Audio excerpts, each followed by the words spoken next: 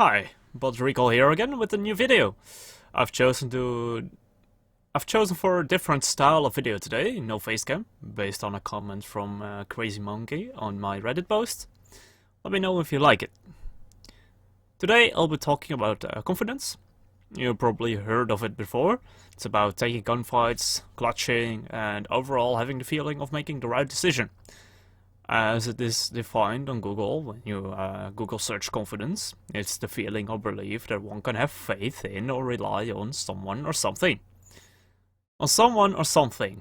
That's not really all you think of when we think about confidence in the Siege universe, is it? We're mostly thinking about ourselves, our own confidence. Do I believe I can use this operator, this gun, this utility in the way the game requires me to use? If you're thinking about your potential in this way, if you ask yourself, can I do this? You're talking about self-efficacy. Self-efficacy is the belief that one can perform a particular behavior in a given set of circumstances. Can you make sure the outside wall on CCTV on Clubhouse gets opened when there is no Thatcher available and the enemy has breach denial? If your answer is yes, you probably have a high self-efficacy. You know of yourself that you have the potential to do this, and you have the confidence in yourself to get it done. If your answer is no, you probably have low self-efficacy, you don't think you can do this, so you ask your teammates to pick a heart breacher, because you want to win, right? You don't want to get them to blame you for not using the operator correctly. Another way we can look at the way we want to up our confidence is the theory of the self-concept.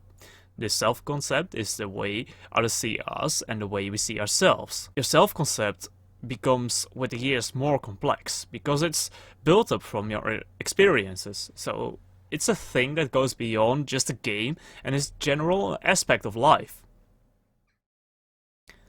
This self-concept is a combination of what other people have told us about ourselves, what we have discovered about ourselves through our experiences of success and failure, our wins and losses, what we learned about ourselves as we compare ourselves with others, with pros, with higher ranked people, and it's about the thing our culture has taught us about ourselves.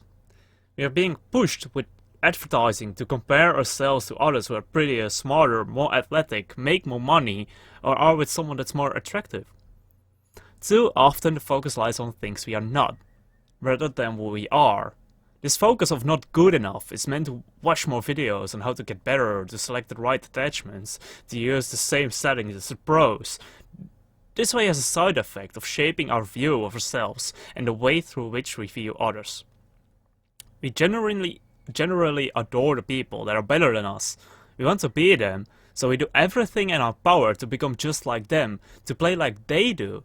Now, let's take this one step further. Social psychologists have found that we have the need to keep a positive mindset about ourselves, which means that you're going to look for things that reinforces the way you think of yourself. And you don't blame yourself for the mistakes that are happening. They also found that most people think they are better than average, which is statistically impossible. So, what does this have to do with Siege? It's mainly the fact that you look for excuses why things don't go the way you planned. You have this idea in your head that does not play out in the same way. This happens more often than you think. For example, you think an enemy is in one corner, you peek, and you die, because he was in another corner. So, it's the little things. You peek and you die. You peek because you had an idea you could kill the enemy. You did not kill him, and now you're thinking of why. So you might be saying to yourself that they're being abusing or cheating, or you had not the right operator to peek that.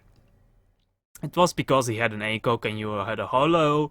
You're adding factors that caused you to fail.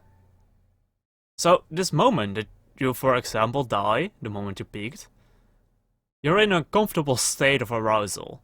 You don't want to feel this way. It's awful, you feel bad. There are three general things people do in such a moment. You could add confirming cognition, which means to make up reasons why it was a good idea to peek. For example, my teammate told me to peek. I knew where he was spam spotted. Something like that. Now, another thing you could do is change your attitude towards the fact that you peeked. something like, "It was stupid of me to peek." And the last thing people generally do is change their behavior. They're going to play less aggressive, peek less, and wait or drone more. So is there a best way you should do this to up your confidence? Well, no. All these things work to keep the way you think about yourself. Then why is it important to know? Because it's important to understand yourself and how you deal with situations. Because when you're aware of it, you can change it for the better. And now I'm coming back to my point of the person who you are. You could apply this to the way you play. Are you mainly a sport, flex, or entry player? Focus on the one that you are, not the one you would like to be. And most importantly, do it your way. Because the reason why the pros are the pros is because they do what works for them. Of course, there are things that should work for every person. Things like jiggle peeking and using your utility. But my main point is that these things are general. And the way you do those things should be done in a way that works for you. So find a sensitivity that works for you. For jiggle peeking, try out in custom or in training grounds different kinds of key mapping. I, for example, could not really use my crouch effectively. So I took a look in the way I use my keyboard and mouse. That's when I realized I always have my thumb on my spacebar. So I mapped crouch to my spacebar and changed the vault animation to my C button. It did not feel comfortable for me to put my thumb on Alt to slow walk, so I mapped this key to a button on my mouse. I also did not like the fact that when I tried to use my grenades, that I couldn't use my D button anymore. So I mapped my grenades and other kinds of secondary gadgets also to my mouse. So I did these kinds of things, I tried them out in training grounds, and now I'm used to it. And it bettered my skill in the game. So the point is, there are some things that work for everyone, but you can do those things in a way that works for you. You are a different person with different ideas, different hand placements, so do what works for you and you'll see that you'll have more success in your games, which will create a more positive self-concept and with that more confidence in your abilities. With other words, your self-efficacy gets higher. If you have any questions, you can ask them in the comments. If you liked the video, smash that like button and consider subscribing. Thanks for watching.